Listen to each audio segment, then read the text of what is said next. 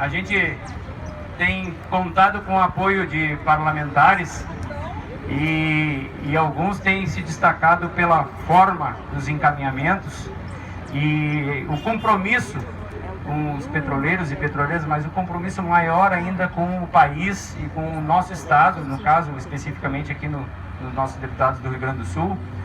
E alguns deputados têm se destacado muito nessa ação, e um deles é o deputado Henrique Fontana, aqui presente, né?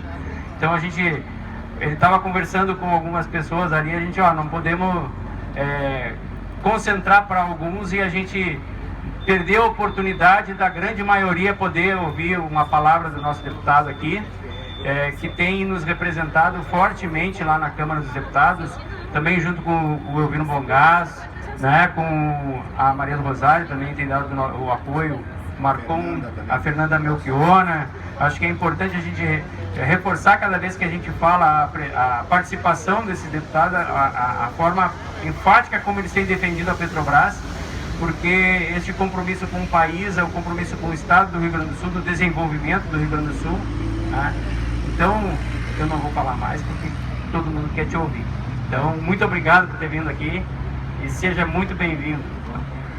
Obrigado. Cumprimentar o companheiro Maia, presidente do nosso Sindicato dos Petroleiros aqui do Rio Grande do Sul.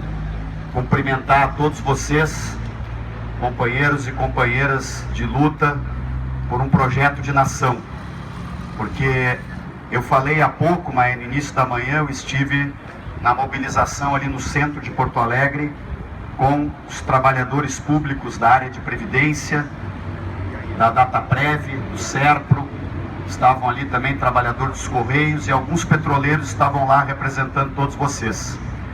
E estas greves, como esta greve dos petroleiros, que vocês estão de forma muito corajosa, lutando para organizar e consolidando como uma greve que será vitoriosa, ela é uma greve por este projeto de nação. Ela é uma greve também legitimamente para lutar pelo direito ao emprego que vocês têm, pelo direito ao salário que vocês recebem e pelo direito a condições de trabalho dignas. Porque esta conversa que o fanatismo liberal procura disseminar na sociedade, que quando um trabalhador, Maia, se organiza para lutar para ter um salário melhor, para lutar para ter um plano de saúde ou uma condição de atendimento de saúde melhor, para lutar para ter um direito a uma jornada de trabalho mais civilizada, que estas seriam ações corporativas daqueles que querem, segundo o ministro, que eu não vou citar o nome aqui, porque não merece ser citado, segundo este ministro e esta visão elitista, estes trabalhadores que lutam para melhorar a sua condição de vida e que constroem uma riqueza para a nação, seriam parasitas. E ele, por exemplo, que representa esta elite financeira da era neoliberal, que ganha cada vez mais dinheiro sem trabalhar. Eu dizia há pouco ali na barraquinha que o Maia foi cortar nossa chacrinha, vou repetir aqui. Eu digo, eu sempre lembro, né, que nós temos empresários, como foi, por exemplo, o falecido e saudoso Zé Alencar, que foi vice-presidente ao lado do presidente Lula, num período em que a Petrobras expandiu suas atividades, que era um empresário que tinha uma indústria, produzia tecido, gerava emprego. Hoje nós temos uma elite predatória, esta sim, parasita, uma elite predatória que vive da administração de bolos de dinheiro cada vez maiores, que são investidos em papéis. Muitos desses papéis são verdadeiras invenções, são verdadeiros cheques sem fundo que circulam numa engenharia financeira que ninguém entende, onde o cara ganha milhões, bilhões de dólares sem trabalhar e sem produzir nada. E o Paulo Guedes é exatamente um representante deste tipo de visão que eu chamo de um fanatismo liberal.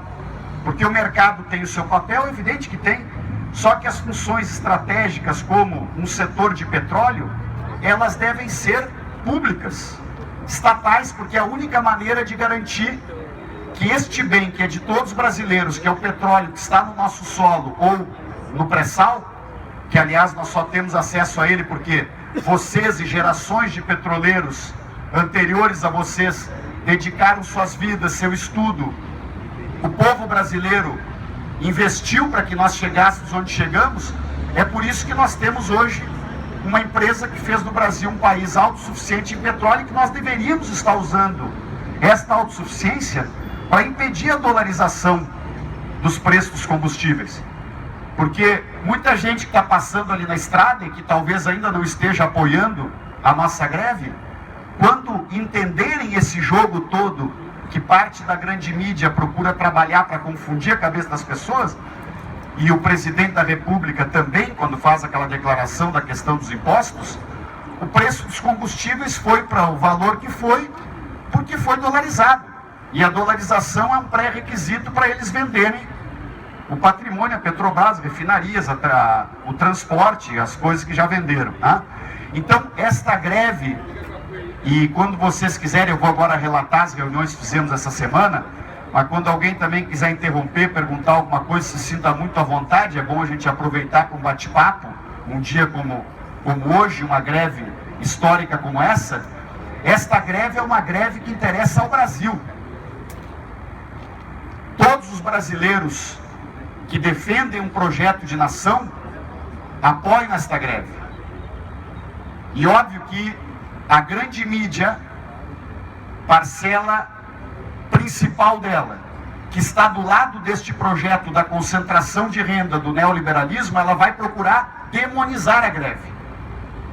A demonização do servidor público, a demonização do petroleiro, é uma ferramenta ideológica para justificar o objetivo que eles têm, que é comprar barato um patrimônio que é evidentemente estratégico e que dá um lucro extraordinário, e este lucro tem que ser para as futuras gerações de brasileiros. Era o projeto que nós vínhamos tocando no país, onde a riqueza que os petroleiros e o Brasil descobriram seria utilizada para garantir a educação e a saúde das futuras gerações do nosso país, ficando como uma riqueza infinita para o resto da vida. Aquilo que todo pai e mãe diz para o seu filho: o que eu quero deixar para o meu filho é uma boa educação. Então, todos os filhos do Brasil, nós entendemos que a riqueza do petróleo tem que deixar uma boa educação para todos os filhos dos brasileiros. E nós estamos vivendo uma época de um governo fascista e ultraliberal. E não se derrota um governo como esse, derrotar no sentido de impedir que ele venda a Refap, de impedir que ele venda a Eletrobras, de impedir que ele venda os Correios. É preciso mobilização. É preciso esta coragem que vocês estão tendo, e uma coragem responsável. Responsável. Porque é uma coragem, quem sabe, que está num movimento muito duro e difícil. Então eu, como um deputado de esquerda, do campo popular, estou aqui para agradecer a coragem de vocês. Estou aqui para dizer que nós lá no parlamento vamos falar inúmeras vezes sobre essa greve. Vamos dar voz para esta greve. Vamos debater os objetivos desta greve. E o que nós fizemos esta semana? 2 movimentos fundamentais. O primeiro, a reunião com o presidente da Câmara e com o presidente do Senado, Rodrigo Maia e Davi Alcolumbre. Nós temos posições políticas diferentes, como você sabe. Eu e o presidente Rodrigo Maia, ou a deputada Jandira Fegali, que lá estava, a deputada Fernanda Melchiona, o deputado Enio Verri, a deputada Gleice Hoffmann, diversos parlamentares estavam lá, senadores e assim por diante. Agora, o que nós somos lá dizer? Numa democracia, quando ocorre uma greve com esta magnitude, um governo e uma empresa estatal tem que negociar através do diálogo esta greve. Então, o nosso pedido foi que a mesa de negociações se abra imediatamente. E este foi o compromisso do presidente do Senado, Davi Alcolumbre, do presidente da Casa, Rodrigo Maia, de abrir o mais rápido possível. Eu não posso precisar que disto ocorrerá, mas se até segunda não tiver ocorrido, da empresa ter marcado a primeira rodada de negociação, nós voltaremos à carga segunda-feira, porque eles assumiram o compromisso na frente de toda a direção da FUP, que estava lá representando todos vocês. Então esse é o ponto número 1. O que nós vamos conquistar ou não da pauta de reivindicações, a negociação vai dizer, mas tem que haver a negociação. Ponto número 2, nós colocamos ao Rodrigo Maia, ao Davi Alcolumbre e ao ministro Lewandowski, que, como vocês sabem, deu um voto no Supremo Tribunal Federal para que a Petrobras não pudesse ser vendida sem autorização legislativa. O voto dele foi para que qualquer patrimônio da Petrobras só pudesse ser vendido com autorização legislativa.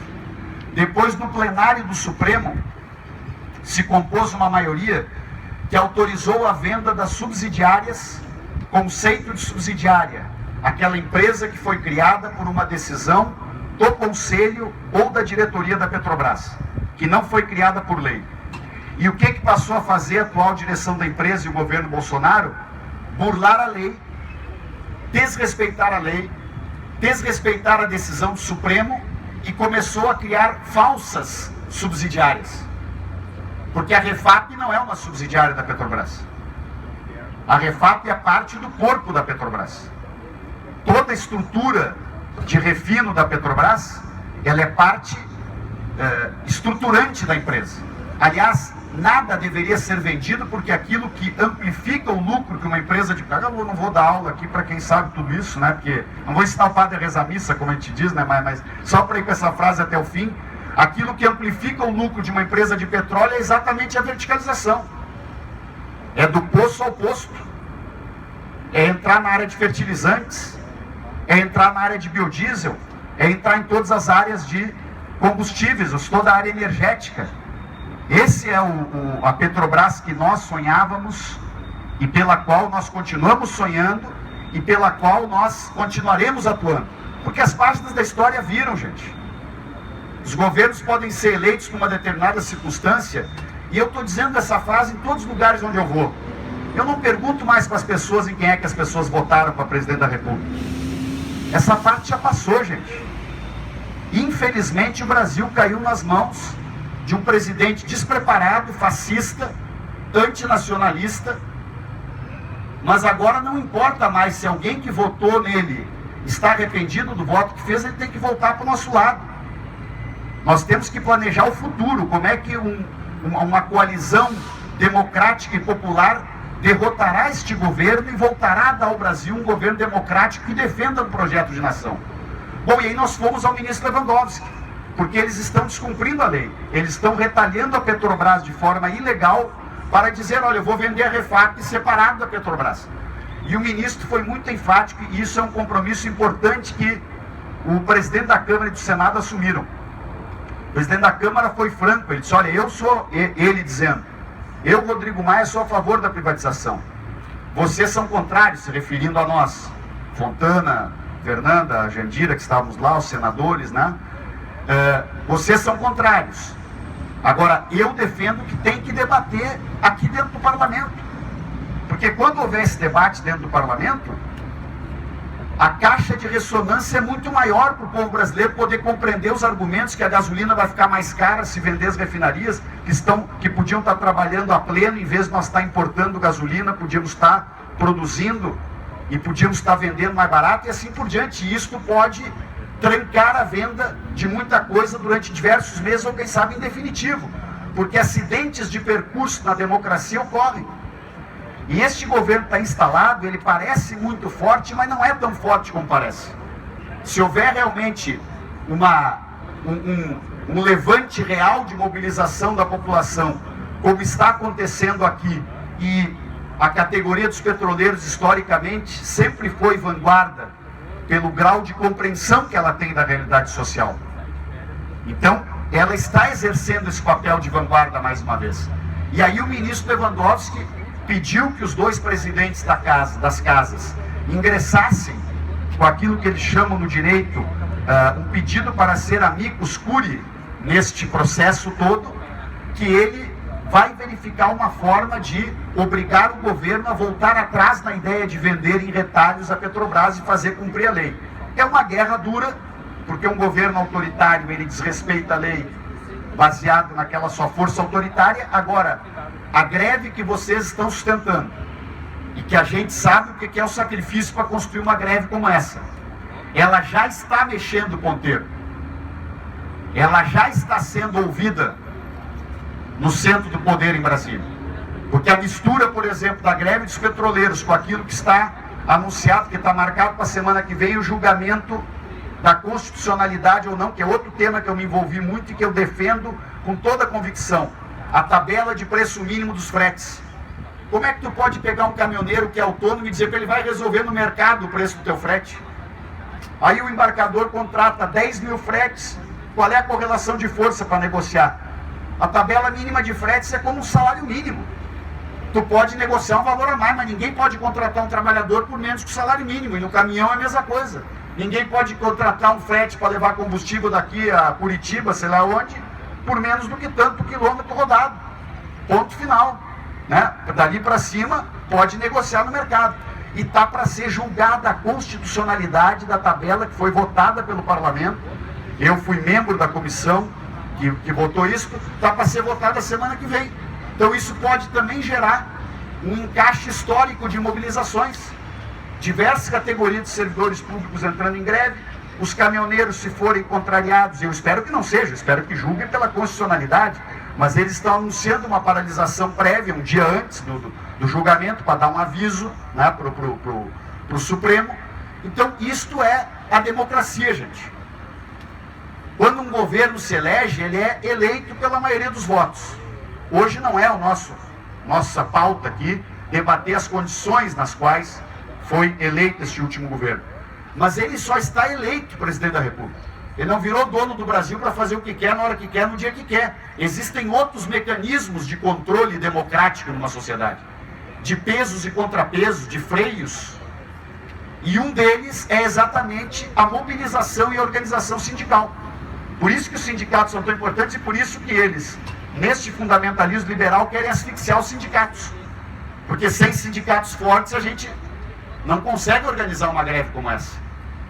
Então tudo isso é o jogo da democracia, mas eu quero transmitir para todos vocês, encerrando a minha fala e me colocando à disposição se tiver que esclarecer mais alguma coisa, dizendo em primeiro lugar que o nosso mandato tem como uma das suas prioridades mais estratégicas neste momento garantir a maior repercussão possível desta greve, garantir o maior volume possível de pressões nos diferentes lugares onde as pressões tenham que se dar, em Brasília, nos tribunais, junto ao Ministério, junto à direção da Petrobras, e transmitir para vocês uma visão de um otimismo responsável.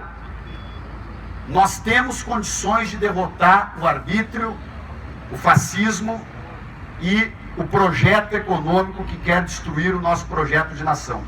Para isso é preciso que a gente saiba fazer uma aliança ampla com todos os brasileiros que defendem o patrimônio nacional. A defesa da soberania e do patrimônio nacional deve ser a grande bandeira para unificar esta aliança que possa colocar um freio e derrotar este projeto que está em implementação no nosso país agora e que é contra o interesse da ampla maioria dos brasileiros. O projeto que está sendo implementado neste momento é um projeto de concentração de renda.